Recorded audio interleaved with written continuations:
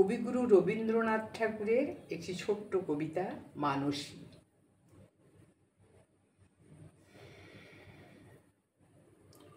শুধু বিধাতার সৃষ্টি নহ তুমি নারী, পুরুষ করেছে তোরে সৌন্দর্য সঞ্চারী আপন অন্তর হতে।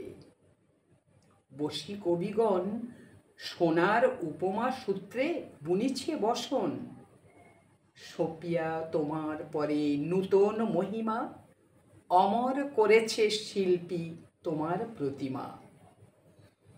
কত বর্ণ কত গন্ধ ভূষণ কত না, সিন্ধু হতে মুক্তা আসে, খনি হতে সোনা, বসন্তের বন হতে আসে পুষ্পভার, চরণ রাঙাতে কীট দেয় প্রাণ তার। লজ্জা দিয়ে সজ্জা দিয়ে দিয়ে আবরণ, তোমারে দুর্লভ করি করেছে গোপন।